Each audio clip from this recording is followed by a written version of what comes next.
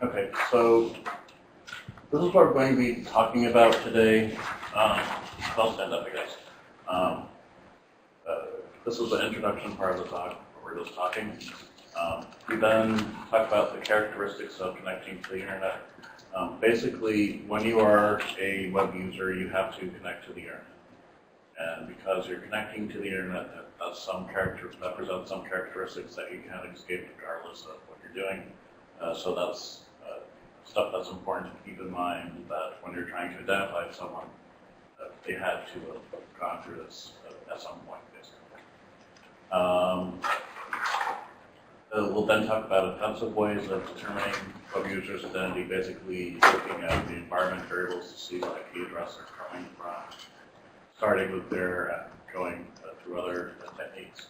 We'll then look at defensive ways of basically preventing people from being able to identify where you're coming from.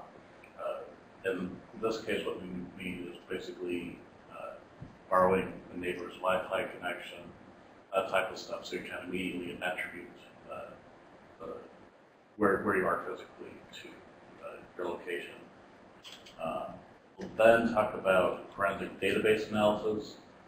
Basically, that's the case where you get asked, hey, we found this database from a user used to work here 20 years ago, and we need you to do something with this data, or variations of that.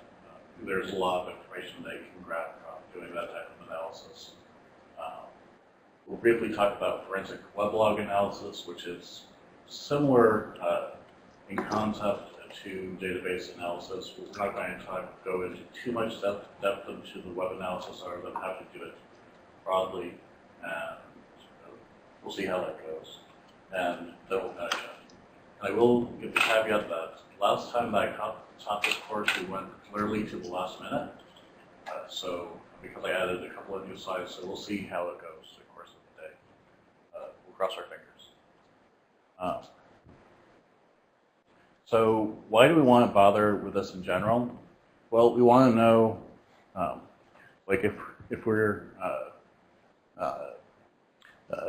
Hanscom Credit Union, we want to know if you're in the US or the UK. If you are in the US, that's probably a good thing. If you're in the UK, that starts raising fraud concerns if you're not supposed to be accessing your account in the UK. That's the basic type of analysis there.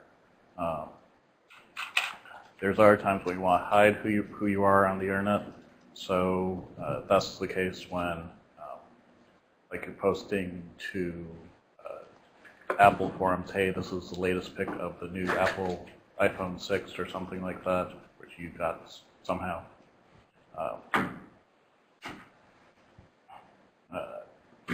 Then there's the other case of, okay, something has happened to your web server for some reason, and you realize something has happened, and you want to go back and determine who visited who visited your web server, basically. Now, the last part here is everything in this presentation is old, but I do keep it updated as I go through, but just keep in mind that all these techniques are evolving over time, so it's a constant game.